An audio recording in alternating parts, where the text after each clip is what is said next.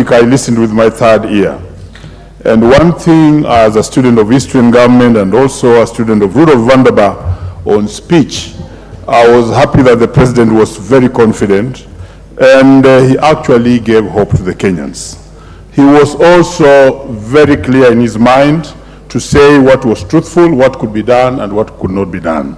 And that's what this country possibly needs, because we cannot afford to live a lie. And that is the general outlook of what I saw in the speech. And what the Kenyans really need now is hope, because he was able to explain where we were, where we are headed to, and where we intend to go to. Honorable Speaker, there are three remarkable things I will highlight which were spoken on. Number one, the President was able to speak on the issue of education. And on education, he explained an array of reforms that he has brought to bear to try and improve the education system. And I must begin by thanking the President, because I've been in the education system for a long time, Honorable Speaker. And I know that employment of teachers has been and is still one of the biggest challenges that we do face. And that even in previously would only employ 5,000 teachers every year, and in 5 years would employ about 25,000.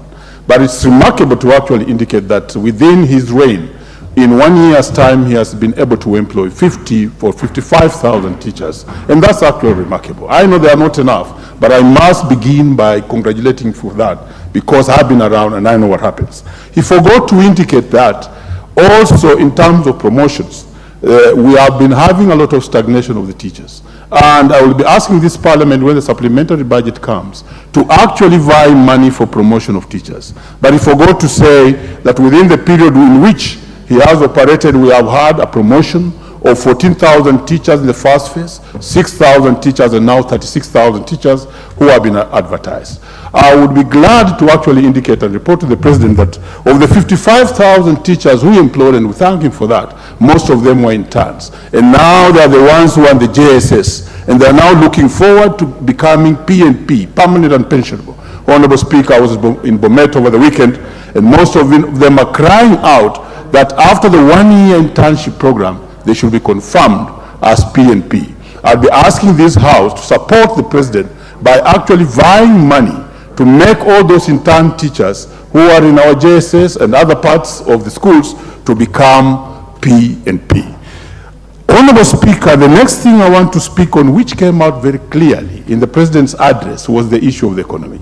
And here he was very, very firm and clear. And the issue of cost of living as an agenda in the bipartisan talks needs to be given more time, the way the mover of this motion did indicate. And it needs to have everybody look in each other's eye. I was very proud when I heard the leader of majority use that phrase, because back at home, that's my slogan. And in my language, it's called Menga Money. Look in my eyes. Because unless we deal with that very seriously, then we can easily lie to ourselves. That he was very clear to indicate that the borrowing had reached its maximum, and it was not possible for us to borrow anymore. And you are aware as a House that even we had been downgraded in terms of our ability to borrow in the grading system of borrowing around the world. And now it's very important that we tighten our belts and actually live within our means. And if we continue with the borrowing, we shall actually collapse. He was also very bold to indicate that for the first time now, we want to face the challenge that we have always feared for the longest time, and that is the Eurobond. That we want to tackle it so that it may give confidence to the international markets to actually invest in us, because most of what the countries are doing is to default. And the repercussions of defaulting are usually very severe, and they don't last 1 month, neither 1 year. They last an array of years, because you lose the confidence in your currency, and it's usually very terrible. So in the interest of time, I think I'll have to stop there. I'm unable to speak on agriculture, which I think is the most important thing, because productivity must be encouraged and not consumption. Thank you, Honorable Speaker. Zamzam Chimba.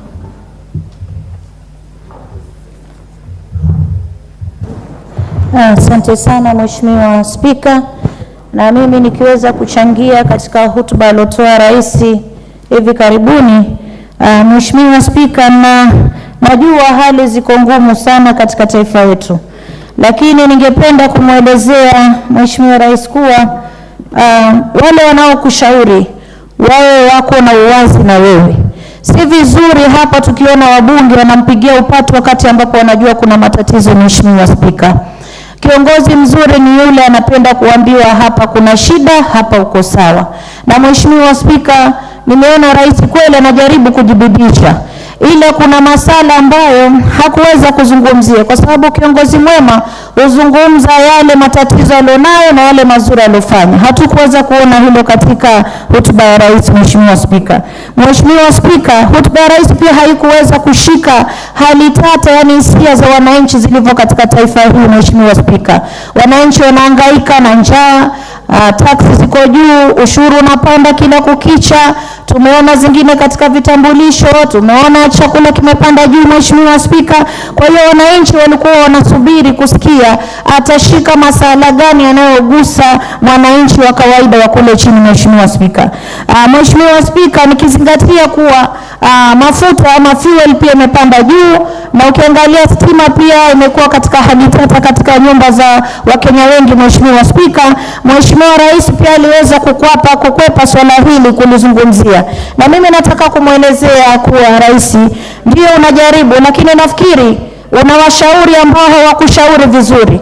Mheshimiwa Spika, inakuwa aibu kwa kiongozi wa taifa kuweza kutangaza kuwa sasa mvua El Nino haitokuwepo, kisha siweze kuwa na mipango ya kukabili El Nino, alafu sasa tuanze kuona mvua inanyesha. Hii sio kuwa ni hoja ya rais mwenyewe, aliweza kuwa advice kuwa hii haitokuwa. Na ndio maana nasema huenda yeye ana nia nzuri na Wakenya, lakini wale waliomzingira wanaompa advice hawamuelezee vizuri. Na ndio maana mimi nataka nielezee wabunge wenzangu, msiwe watu wa kupiga ngoma tu, mpiga ngoma mkicheza hamjui muziki waenda vipi. Ni lazima hapa, hili ni bunge la uwazi, kuelezana ukweli. Tuweze kumwambia rais hapa umefanya, hapa kumepunguka, hapa jibidishe. Huo ndio mjadala ambao unafaa unaendelea katika bunge hili. Mheshimiwa Spika, lakini tukiwa watu wa kusema kuwa tukupongeza wakati ambapo kule nje mambo si sawa, hata yeye mwenyewe anapokaa anajua kweli hawa wabunge wangu hawanipendi. Msifikiri kuwa rais hana akili, ana akili zake na anajua na anaangalia.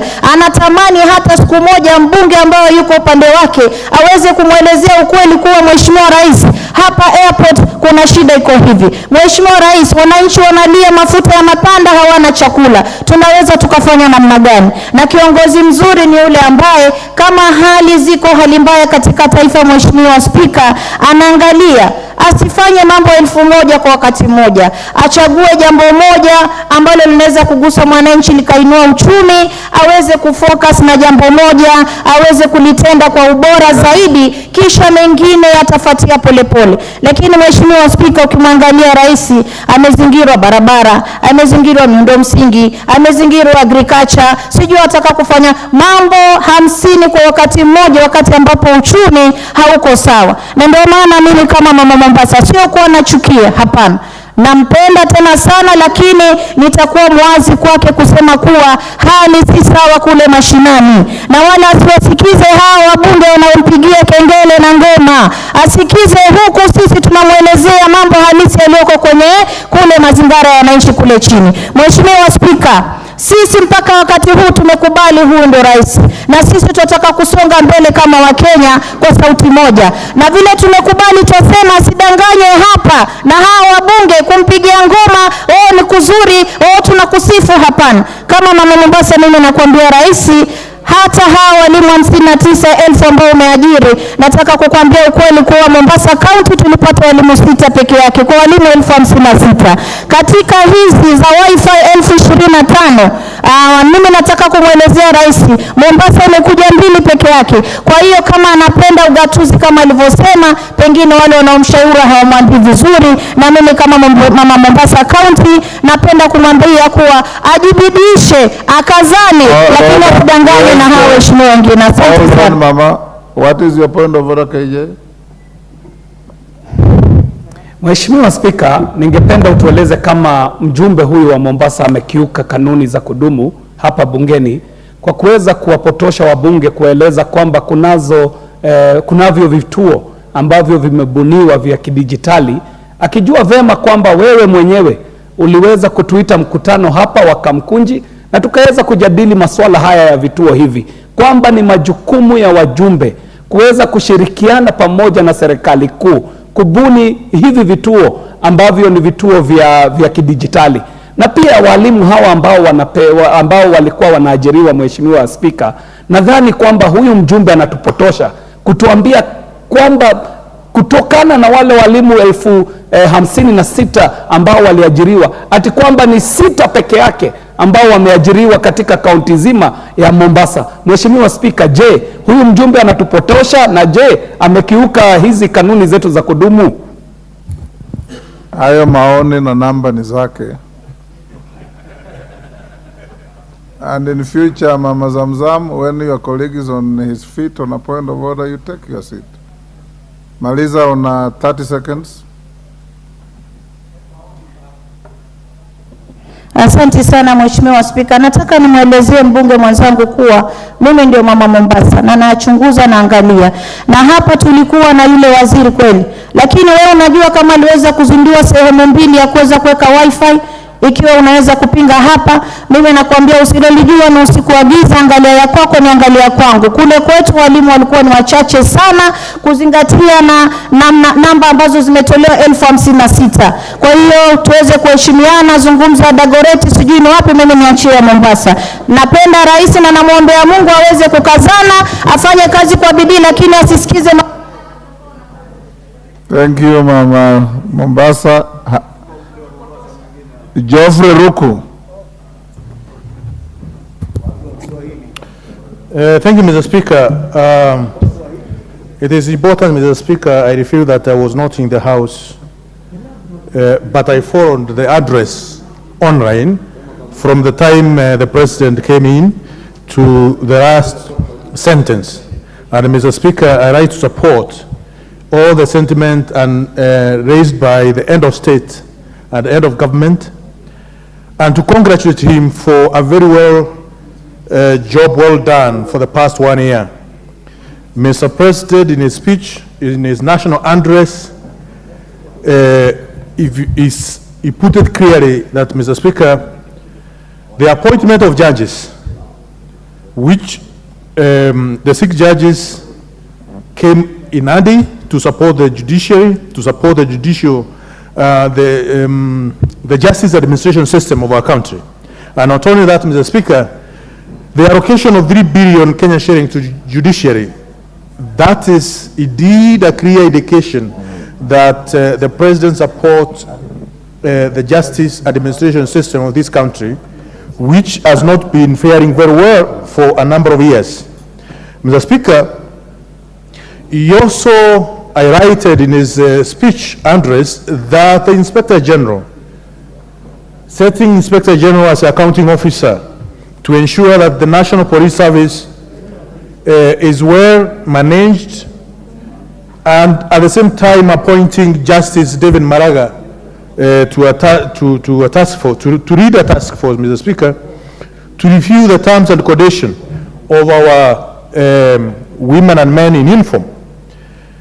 We have been having challenges in this country as far as the police, National Police Service is concerned, and to ensure the people of Kenya enjoy security, protection of life and property.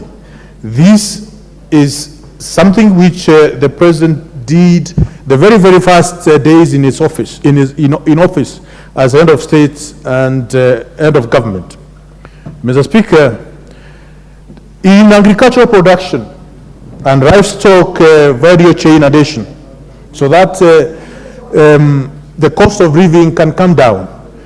A lot of investment which has been done by the government, led by the President, at the moment is yielding fruit. We have seen the fertilizers coming from 7,000 to 2,500 per bag, Mr. Speaker. And we are witnessing huge harvest in different parts of this country at the moment. The reduction of wasteful expenditure to ensure that the government is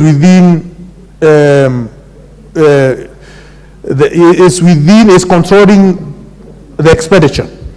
You remember in a speech and what the President has done to ensure no government officer can spend more than 7 days outside this country, and any unnecessary expenditure in our offices, in public service offices, has been cut down, Mr. Speaker.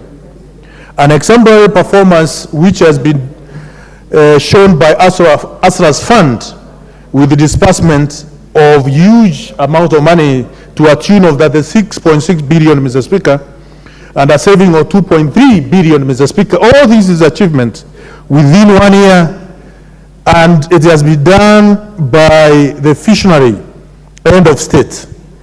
Mr. Speaker, we witnessed the employment of almost 60,000 teachers and 8,000 primary school teachers for the junior secondary schools.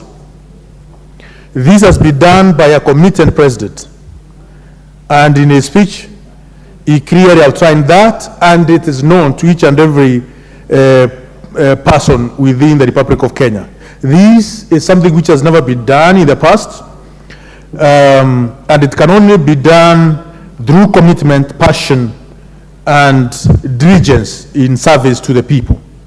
Mr. Speaker, the passing of a Universal Health Bill, as well as the Primary Health Act, Mr. Speaker, and the Facility Improvement Financing Act, which the government, led by His Excellency the President, has championed to ensure there is enhancement of health care.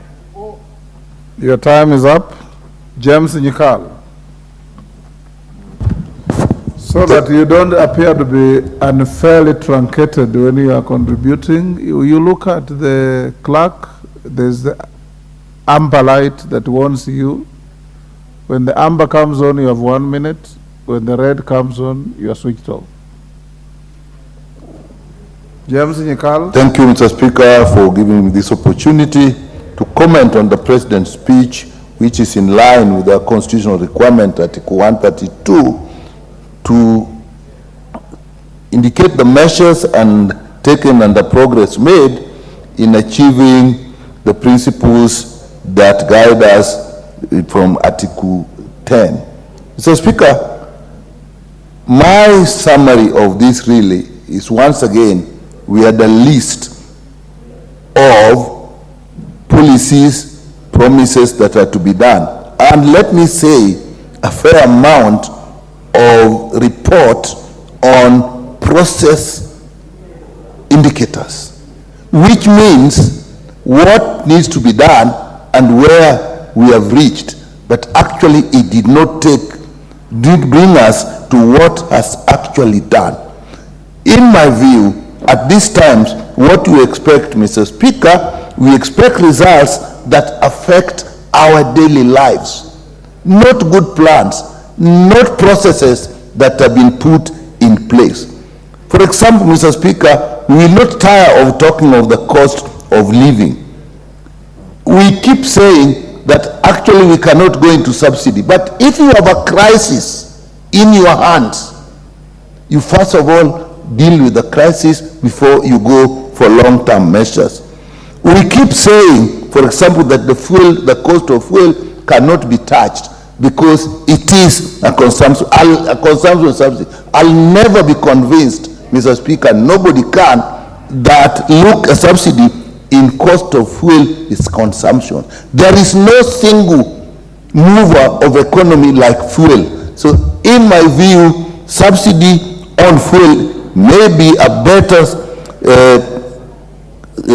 production subsidy than even fertilizer, which we all agree is actually a production subsidy. And when we say the cost of fuel is probably a problem that arising from other events in the world, why are there differences within the region? As Mr. Speaker, the cost of fuel has about 5 levies and a heavy VAT tax on it.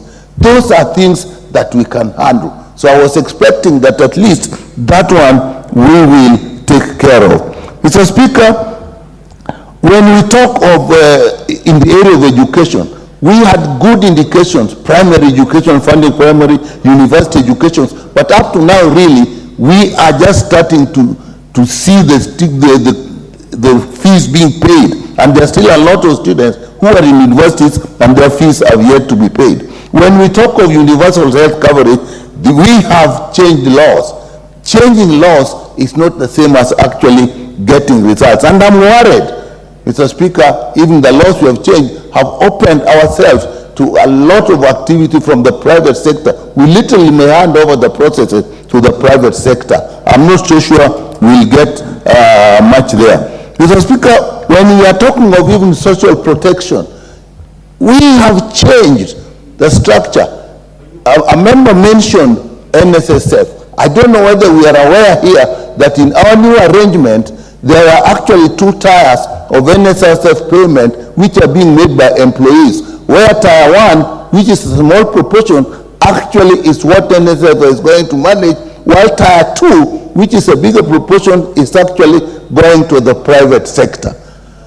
So, Mr. Speaker, I remain worried, because we are talking more processes, more policies, but we are not getting to the point of saying this is what we have achieved is affecting your life today. We talk of 11 landing beaches that have actually, in Kisumu County alone, there are 35 landing beaches. What is 11 for the whole country? That is a drop in the ocean. When we are talking about the justice system, what we are saying is we have employed judges. You can employ people, you can put money, but if the governance structures are not working, you still will not get results. So what we are looking for is results. When we are talking of security, we talk of funding the police. I think those are good things, but we must move away from thinking that policies, funding will eventually turn into actual delivery of what people need if we do not pay attention to the issues of governance that will move these things to allocating money. Your time is up. Honorable Ruku, I gave you a chance to speak. You finished and logged in again. That is not right. You are still stuck at the top of the screen. Then there is something wrong, clerk. The next goes to member for, it's called Moham, member for Nyali, is it? Yes. Asante sana Mheshimiwa Spika. Ningelipenda kuzungumzia hotuba ya rais. Yale ambayo alisema yalikuwa mambo ya wazi na aligonga ndipo. Mheshimiwa Spika, ninaposikiza waheshimiwa wenzangu wakizungumza jinsi hali ya maisha ilivyo, ninashangaa sana kwa sababu hawa wanaotuzungumza na kutuzungumzia na kutueleza haya mambo ni wale ambao walitutia katika shimo la matatizo katika taifa hili. Hawa ndio walioweza katika uongozi wao, waliweza kupora mali ya wananchi na kupelekwa katika mataifa ya nje, waliweza kutumia pesa ya wananchi vibaya na kufanya kampeni zisizo na kichwa wala mguu za BBI, na leo hawa ndio wanakaa mbele yetu na kutuambia vile ambavyo taifa hili litaendeshwa. Mheshimiwa Spika, deni ya Kenya haiwezi lipwa na mtu mwingine. Deni ya Kenya italipwa na sisi wa Kenya. Kenya ni nchi huru, nchi ambayo inajifaa kujitegemea na kuzalisha mapato yake, ajira na mambo mengine mengi, Mheshimiwa Spika. Kwa hivyo kile ambacho rais wa jamhuri amefanya ni kuhakikisha ya kwamba minyororo, mitego iliyokuwa ikiwekwa hapo awali ya sisi kila mara kuomba na kutegemea mataifa ya nje yameisha. Na wakati ambapo unataka kulipa haya madeni, ni lazima utafute njia mbadala ya kulipa haya madeni. Na njia ni sisi wenyewe tuweze kujikomboa. Nimesikia mheshimiwa mmoja akisema ya kwamba ati rais anatoa ahadi mingi sana. Achague jambo moja, amalize moja. Hata wewe mheshimiwa kwako nyumbani huli sima kila siku. Leo ni sima, kesho ni chapati, kesho ni pilau. Kwa hivyo muacheni rais wa Jamhuri ya Kenya azunguke, aende, atafute. Nyinyi hata wa leo munapiga kelele kwa sababu ya upanzi wa miti. Tusipopanda miti muko na maneno. Tukipanda munaanza kusema watu wameenda kupanda.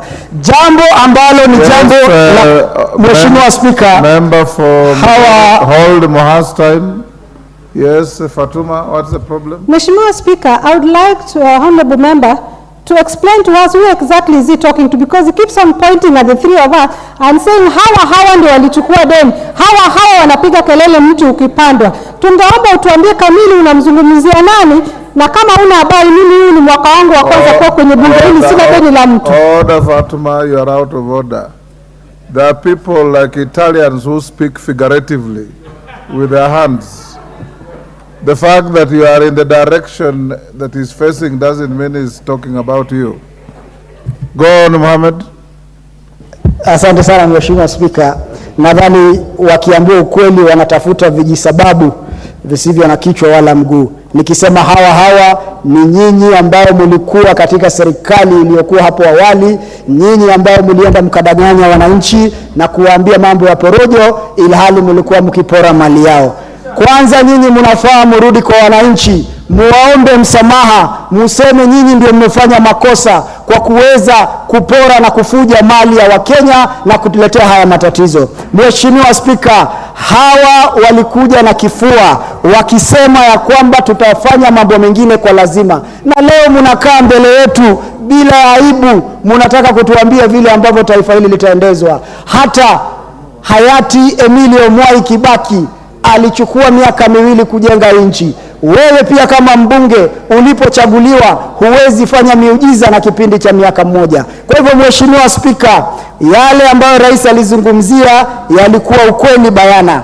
Alizungumzia masuala ya elimu, akazungumzia masuala ya ukulima, akazungumzia pia masuala ya deni ya Eurobond. Na dawa ya deni ni kulipa, na usidanganywe na mtu yoyote. Sisi wa Kenya ndio tutalipa hiyo deni, sisi wa Kenya ndio tutasukuma hii gari mpaka tufike mahala ambapo patakuwa sawa kwa kila Mkenya. Asante sana Mheshimiwa Spika.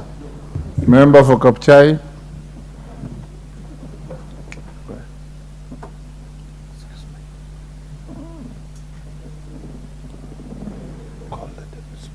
Oh, okay. Thank you, Mr. Speaker, for giving me this time to speak on the speech of the President. So, Speaker, when I listened carefully, the speech of the President, Speaker. So, Speaker, the President is an economic tailor. He's an economic tailor, Mr. Speaker. When you take your cloth to your tailor, Mr. Speaker, and he takes your measurement and tells you come after 2 weeks to pick your suit, Mr. Speaker. Don't sit around and see how he tears and takes the scissors to cut the clothes, Mr. Speaker. You might be worried. This President, Mr. Speaker, as an economic tailor, he has cut in the structures of this government. It's important, Mr. Speaker, to know, and to know very well, that the President, Mr. Speaker, brought in the subsidy of fertilizer. Fertilizer, Mr. Speaker, brought about the issue of food in this country. As we talk today, Mr. Speaker, most farms, we are doing the second season of the crop. Under 2,500 fertilizer of 50 kilos. Mr. Speaker, it has been made down now.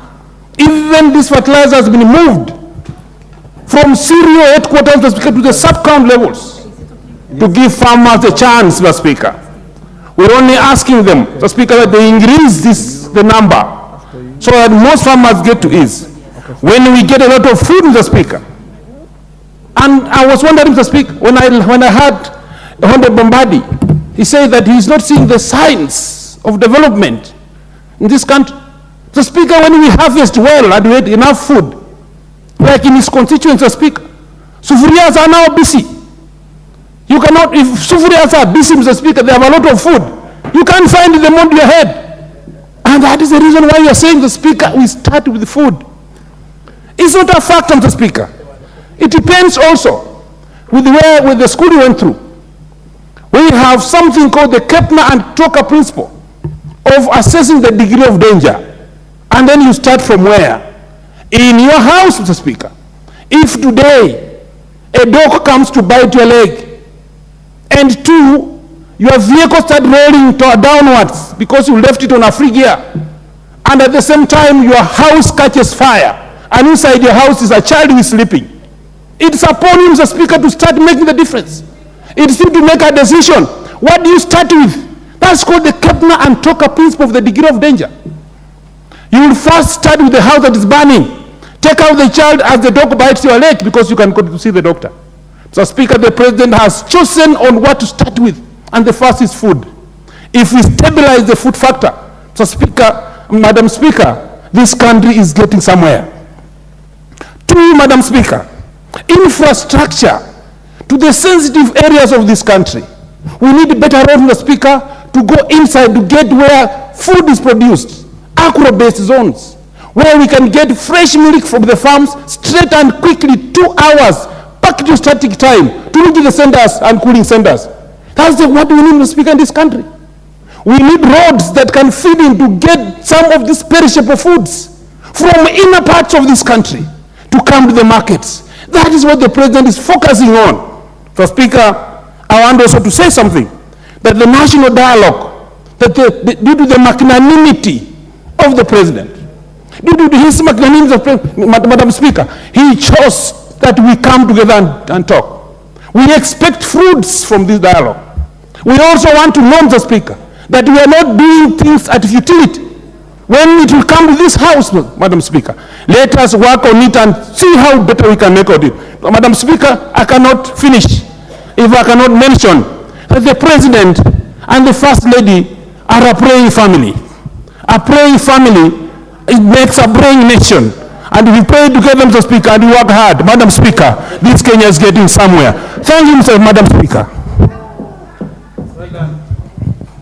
Okay, the Honourable Member for Kilifi South, Honourable Ken Chonga. Thank you, Madam Speaker, for this opportunity. I stand to express the feelings and the wishes of many Kenyans as far as this speech is concerned. And Madam Speaker, let me take a cue from Honorable Zamzam when she said that when we debate some of these speeches, we need to understand that we are here for the interest of the Kenyans. And honestly, the way you will present our debates will impress on Kenyans on what they feel about it. When we stand in front of this chamber and we debate out of our thorax and mouth the way Honorable Mohamed Ali was doing, honestly, it creates no value. We come here to debate issues. We are not here at war. Madam Speaker, let me say that the speech of the President, to many, it was a very, very big disappointment. It was a disappointment because let us first of all take cue of when, during the time when we were campaigning, the promises that the Mwananchi was promised by this government. It was the expectation of every mamamboga, every boda, every hustler, that life was going to be better than the way it is today. And if there's anything that Mwananchi expected, that is what he wanted to read and understand from the speech of the President. Madam Speaker, let me tell you where the rain started beating us. The rain started beating us by passing us a punitive finance bill in this parliament. We talked about it, we discussed it, we could see the weaknesses of some of the elements that were in that bill, but there was nobody to hear because the numbers were less. The finance bill is the biggest cause of the cost of living today. Madam Speaker, the other day on the 8th of November, members of parliament from the government side were at State House. And they expressed openly that they have become less popular because of the cost of living. This is something is in parliament domain. And I think the President, what he said was, you do not need to be popular. Indeed, if they feel they're unpopular, and they feeling what the Mwananchi is feeling on the ground. Madam Speaker, I was keenly listening to the leader of majority here and his deputy, and the kind of lies that they were making to Kenyans. One of the causes why the cost of living is not going to go up any soon is the cost of fuel in this country. Madam Speaker, you and me know very well that Kenya went into an arrangement of government to government with the government of Saudi Arabia Look at the players in this arrangement, first of all. If there is nothing that I can call a scam, this is the biggest scam, Madam Speaker. They are telling us that the cost of fuel is going up because of the war in Ukraine and the Hamas. How come the cost of fuel is going down in Tanzania, in Rwanda, in Uganda? What explanation can the president make out of that? It is in public domain that the companies who are given the tender to be bringing fuel tied their hands in such a manner that when the cost of fuel is going down, they cannot negotiate these terms. And you know very well, for as long as the cost of fuel will remain high, everything in Kenya will remain high. Madam Speaker. What's your point of order, Honorable KJ?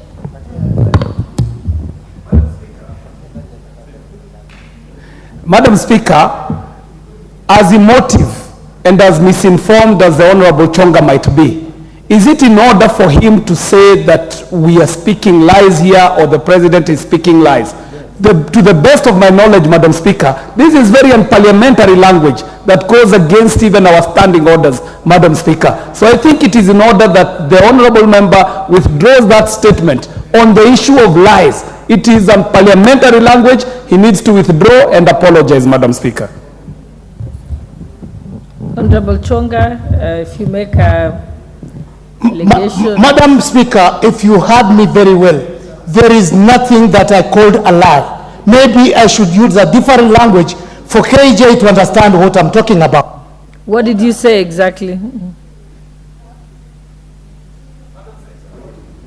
What I'm saying, Madam Speaker, is as the government or as the leader of majority has just put it here, that the cost of fuel in Kenya is going up just because there is war between Israel and Hamas. Why couldn't he go a step further and explain to the parliament why the cost of fuel in Tanzania, Rwanda, Uganda is going down? Simple. And if you did not understand it, for the Honorable Chonga, it is not your place to decide what a member says.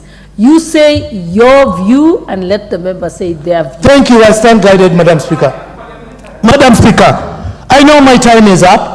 But I just want to make this submission, and if you'll allow me, because KJ has taken almost 1 minute of mine, I want us to come to the realization that the mwananchi is actually suffering.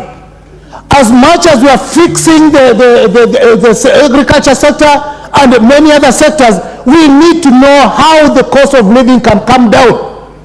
And if we play around with this matter, I refer back to what Pastor Mackenzie said, Kitawaramba. This government is in place because of the people who put this government in place where it is. It is the same people who are complaining about how life has become so unbearable. Conclude, Honorable Member. I'll give you an extra minute. Thank you. Thank you, Madam Speaker. So conclude. I'm concluding. Madam Speaker, with that realization that we are where we are because of the promises that we gave to the mwananchi, be you on the opposition or on the government side, the feeling of the people on the ground is the same. Langu mimi Kiswahili nataka kusema, tusingoje kiwarambe. If we insist that everything is correct and yet everything is going wrong, then kuramba tutarambwa. Asante, Madam Speaker. The Honorable Member for Narok West, Honorable Gabriel Tongoi. What is your point of order, Leader of Majority? Honorable Speaker, thank you, Honorable Speaker. I came running from the office. So if I pant, Honorable Speaker, it's because I came running. You know, I'm a stickler to the rules and procedures of the House. And I was listening as Honorable Ken Chonga made his contribution and challenged on a point of order by the Honorable KJ. He asserted that he had not used the term lies. Honorable Speaker, we must be a house that adheres to our own rules and procedures, because the Honorable Ken Chonga asserted that the kind of lies being said to us by the leader of majority and his deputy. And Honorable Speaker, there is something called statement of fact. Honorable Ken Chonga has been in this house long enough to know our rules. Therefore, he cannot, on the basis of a point of order raised by Honorable KJ, assert that he did not use the term lies. He actually stated that the kind of lies being told to us, and you know, we are not speaking to Ken Chonga, we are speaking to the country, and we are not telling lies. That language is unparliamentary. We must not allow the Honorable Ken Chonga to get away with it. Because we are degrading the dignity of this house by allowing members to utter careless statements without substantiating, without giving facts. Give us a statement of fact. What is it that the leader of majority said or his deputy said that was untrue? Honorable members do not tell lies. The honorable member for Kilifi North cannot be telling lies. You had He's your an honorable member of parliament. Chonga, let him finish prosecuting. Honorable Speaker, I want to ask Honorable Speaker if the Honorable Ken Chonga will not apologize and withdraw that term, Honorable Speaker. I want to move, Honorable Speaker, on standing order number 107, 108, that I ask you, if the Honorable Ken Chonga does not apologize and withdraw, that you find him to be grossly disorderly, and I shall be moving to name him Honorable Speaker, because we must restore the dignity of this House, Honorable Speaker. As I contributed, I asked all of us to be patriotic enough and to be leaders. There are things you can say in funerals, there are things you can say in rallies, but you cannot say in such an honorable House, Honorable Speaker. And I know it is exciting for those who are who are politicians and not leaders to want to say things that will excite the masses, Honorable Speaker. Honorable Speaker, if you can also protect me from the member for Busia, and I keep teaching our Honorable Speaker, allow me to keep guiding the Honorable member for Busia. When you find what I'm saying is unpalatable, you went to school to be able to stand in your position, articulate your issues. Don't shout from your seat. You can shout from markets in Busia, but not in this house. Honorable Speaker, this house we articulate, we debate. It is a debating chamber, not a shouting chamber. I know it's common to shout in some places in Busia, but not in this house. Honorable Speaker, I would beg that you do require Honorable Chonga to withdraw and apologize. Failure to which, Honorable Speaker, we shall be moving to name him. Honorable Chonga, I have just been able to substantiate from the confirm from the clerk that you did in fact say that the kind of lies by the leader of majority and the deputy, and went on to allege I've checked that with them. So I'll just bring to your attention standing order number 91, responsibility for statement of fact. The member shall be responsible for the accuracy of any facts which they are alleged to be true and may be required to substantiate. Again, when you are informed that you had made those remarks, you said that it was not in fact true. And now it's been confirmed by the Hansard that it was. And then, and if you do not convince me, then I will move to standing order number 107 and finding you liable for disorderly conduct. I'll give you a minute to respond to that. Madam Speaker, I regret to say that I think I was not understood well. The statement that was made by the leader of majority and his deputy is that by virtue of the war in Israel and the Hamas, the prices... Chonga, I was giving you an opportunity either to apologize, withdraw the remarks, then you can proceed. But you're making it worse by restating again. Are you disputing what is on the Hansard? Yes or no, Honorable Chonga? I cannot dispute what is on the Hansard, okay. But I'll stand by my word. Chonga, then we will let you sit down. You can leave the house and confirm and then come back. Okay, Madam Speaker. And then we can decide your fate in another 10 minutes when you have confirmed. Proceed. No, you are disorderly. Honorable Chonga, I have not given you the mic. Hold on. Honorable Chonga, would you like, Honorable Chonga, Honorable Chonga. Honorable Chonga, you did not have the mic and you've proceeded to speak. Then you will just be held that you keep away from the House for the next 2 sittings. Let us proceed. The Honorable I think it was member for Nakuru. It was the Honorable member for Narok West. West. Yes. Thank you, Madam Speaker. And I want to thank you for giving me this opportunity. He has not begun, then you can make your point of order. Let him make. To contribute to the President's speech. Madam Speaker, I was in this House when the President was addressing to the nation, and in fact seated where I'm seated today. And I had the opportunity of not just be listening to him, but even looking and reading his body language.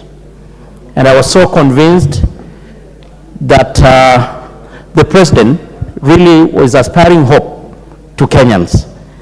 And the President really gave a history and a journey that Kenya has walked since he took over in less than a year, in almost a year ago.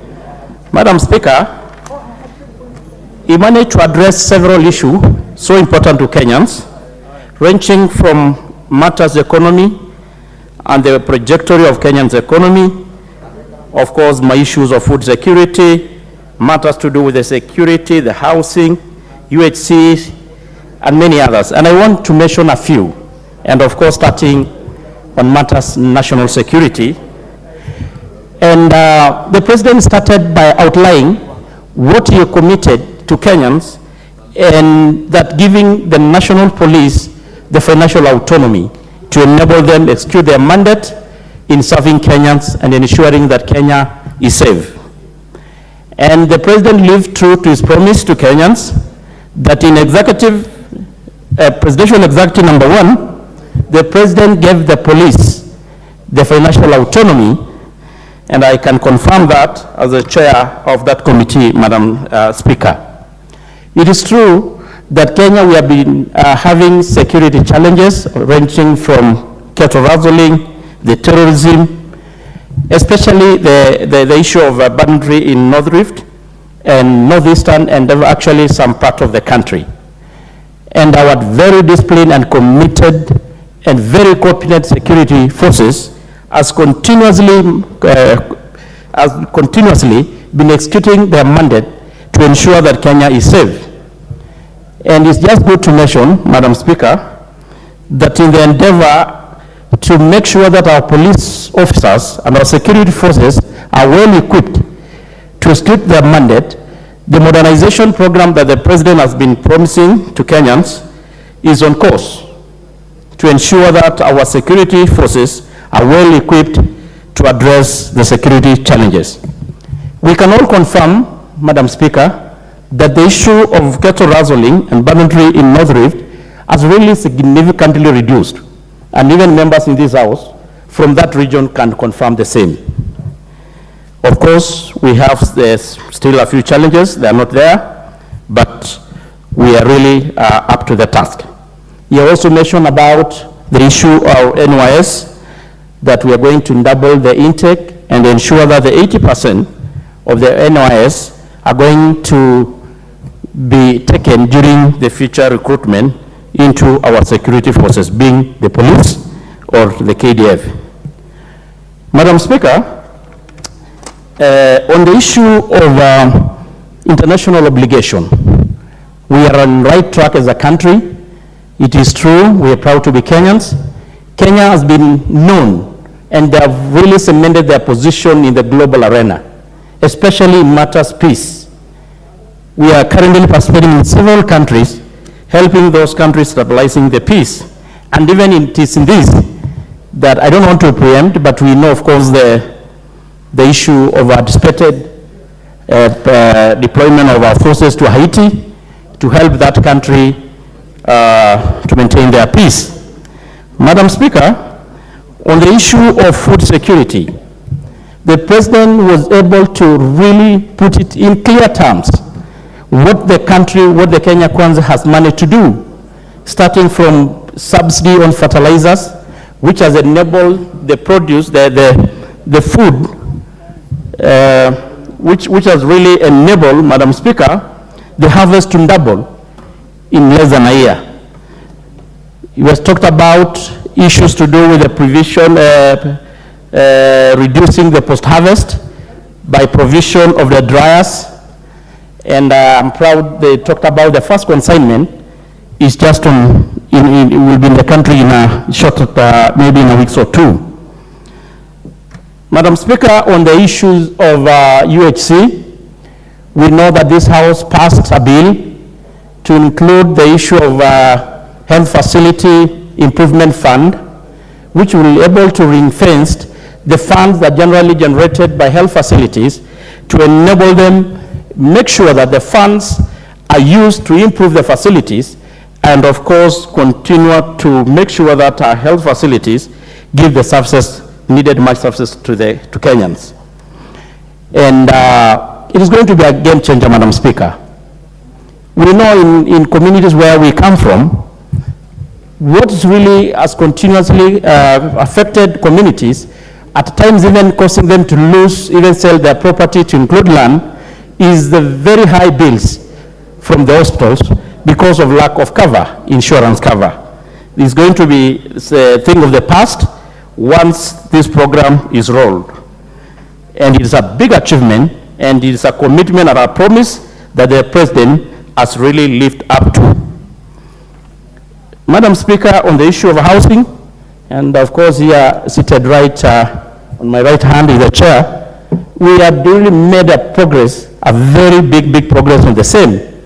There are a lot of housing units coming all over the country, and I'm sure it is in a due course, Kenyans are going to live in dignified manner.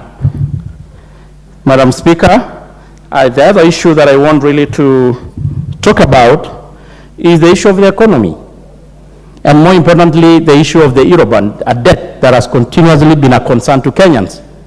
It's true, as been reported by majority and members who have spoken ahead of us, we were in a hole. When the Kenya Kwanza government took over, we know the kind of burden, the kind of debts that are really on our shoulders, and we're so proud because the President had committed and promised the country that we are going to live to the obligation, and we are going to be able to be in a position to clear the debt, the 300 billion that is going to be due in due course. And it's something that, of course, it has been a concern to the country. And of course, we know the challenges that are there, including, of course, the issue of the fluctuation of the shilling against the dollar, the major currencies. We know, of course, the issue members have been talking about, the cost of living, the issue of the cost of petroleum product. But, Madam Speaker, it's good to note, and members should be very honest, it's an issue that is beyond Kenya as a country. It's a global challenge, it's a global problem. But the President is doing his best, the Kenya Kwanza government is doing their best to cushion Kenyans. Subsidy is never, Madam Speaker, a solution to it. And I think the President made it very clear. The right thing to do is to do subsidy to the production, not consumption. And that is exactly what they're doing. Where the government to government, Madam Speaker, is a mechanism and a means of trying to lower the cost of petroleum product. And if the President did not take the intervention, I'm sure we could be talking of a different story now. Madam Speaker, of importance, also the President talked about our continuous role to honor our international obligation as a country, and he went further to illustrate the several international security missions that Kenya forces are undertaking currently and even in the past. And it's something we are proud as Kenyan to, Madam Speaker, to mention that as a country, we had continuously making Kenya proud. So, Madam Speaker, to me, I think the President was able really to, not really mincing his own word, he showed a picture of a promising future. He managed to share a picture of a right trajectory, a country which is on the right path to prosperity. The challenges are going to be there, but we will surmount, Madam Speaker. We have the right captain steering the ship, and we are going in the right direction, Madam Speaker. So I want to say that the President managed really to talk on matters that affected Kenya, on the issue, of course, of the Asla Fund. He really mentioned, we were so surprised that he had the connection to even the Asla in the village. There down, the tuk-tuk rider, who talked in their own words on how the Asla Fund had managed to transform their lives. So, Madam Speaker, we have a president, we have a captain, and we are proud to be Kenyan. Thank you, Madam Speaker. Thank you. And before I call the next, the Honorable Esther Passaris, member for Nairobi County, someone just asked, what did Honorable Ken Chonga do? For the avoidance of doubt, I asked him to leave under Standing Order 107A, which states that a member commits an act of gross disorderly conduct if the member defies a ruling or direction of the Speaker, declines to explain or retract use of unparliamentary words, and declines to offer apology despite being ordered to do so. And you saw that I severally requested Honorable Chonga to do so, and then demonstrates or makes disruptive utterances against, despite being asked not to do so.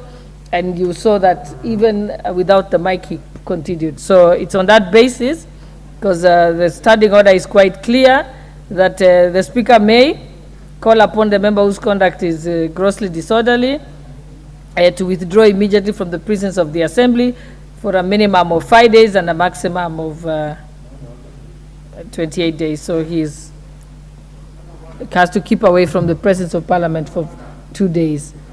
5 days. Just wait. Just trying to quote that. I said 2 days. Just wait. Minimum of 5 days. Yes. Actually, it's a minimum of 5 days. So unfortunately, he has a minimum of 5 days. Let us proceed. The Honourable Member for Nairobi County.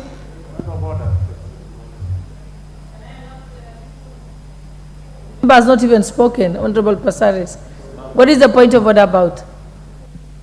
Because no one has spoken yet. Let's proceed, Honourable Passaris. No one has spoken yet. You can't have a point of order over nothing. Proceed.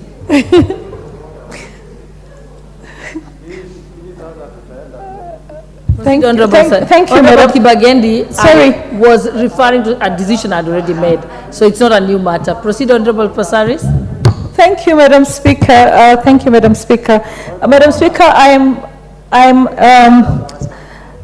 Madam Speaker, I'm standing here. Sorry for the distraction. Can you please stop shouting point of order? I want to contribute. Yeah, but I haven't even spoken. Thank you, Madam Speaker, for the opportunity to contribute to the State of the Nation address by His Excellency President.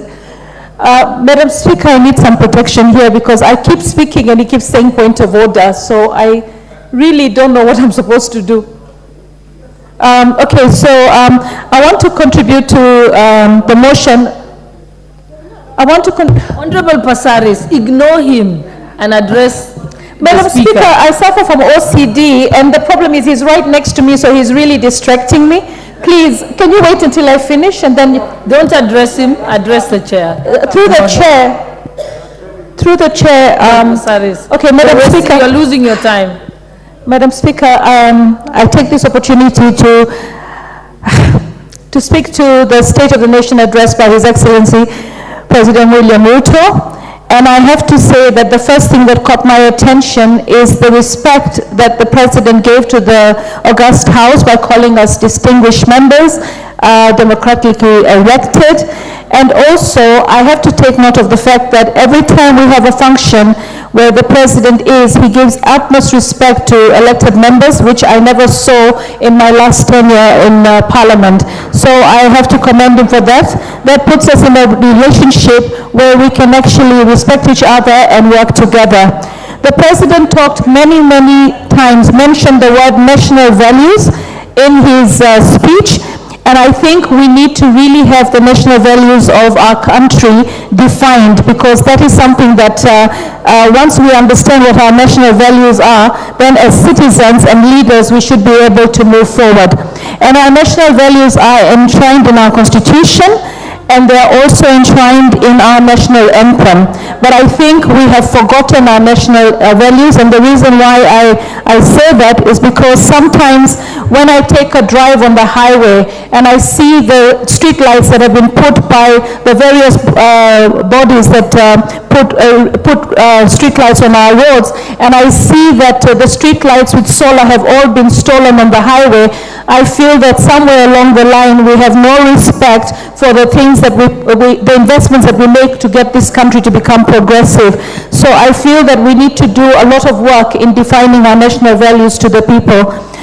He talked about dignity and dreams, restoring the dignity of our citizens and the ability to dream. He talked about the challenges, and he did not shy away from telling us that we do as a nation have a lot of challenges, and we were in a deep hole and we need to get out of those challenges. And as a result of us working together, we'll be able to share the prosperity that was envisioned by our forefathers and the prosperity that he hopes to achieve for the nation of Kenya. Honorable Speaker, Madam Speaker, this week we have seen the return of David Cameron to as UK Foreign Secretary. He was a former Prime Minister, and he has actually been put into the government again. And when he was speaking in an interview today on CNN, he actually said that as a public servant, he is looking forward to coming back at such a time as this to be able to help steer the country and the world into the right direction. I feel sometimes as an opposition member that we should actually look as members of the opposition on how we can help and aid the government to be able to deliver to the people. We are all citizens of this country, and that we know that the country is in a place that really begs for attention in the positive way. So I really, as a member of the opposition, I really stand here and I say that the president is trying. He is working hard. He is traveling and trying to create bilateral relationships with other countries so that together we can be able to steer the... Thank you. Your time is up. Member for Nairobi. Member for Molo.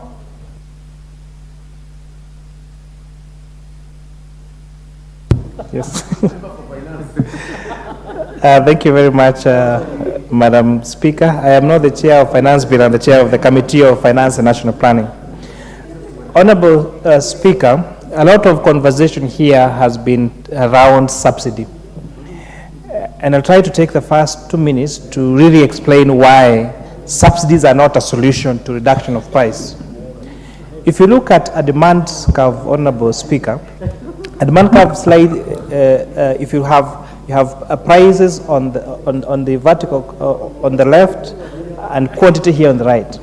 A demand curve slides slopes from left to the right, meaning the higher the price, the lower the quantities people will demand of that particular product. Of course, unless that product is probably a luxury good, for example, but all factors constant. A supply curve slants from the right to the left, which means that the higher the price, the higher the quantities, the quantity producers would be willing to take to the market because they want to maximize on that high price, Honorable Speaker. So what a subsidy is supposed to do is move that supply curve to the right by the price that has been subsidized. So the consequence of that, Honorable Speaker, should be to reduce the price of that particular good or service. But what does it actually do? Because because that subsidy goes to the producer, the producer has the advantage of taking advantage of that price and maximize his profits. And maybe to bring it into better perspective, we've seen the great success of subsidizing fertilizer. But you'll find that the reduction, the percentage decrease in the cost of fertilizer has not led to a proportionate decrease in the price of maize. Because farmers, now, although they were saved money in their production, they are holding on to their maize because they want better prices. So even though their production cost was lower because of the reduced cost of fertilizer. So the same thing was happening when we were subsidizing maize meal through the millers or fuel through the oil marketers. They saw a window of maximize their profits. And so essentially we're using taxpayers'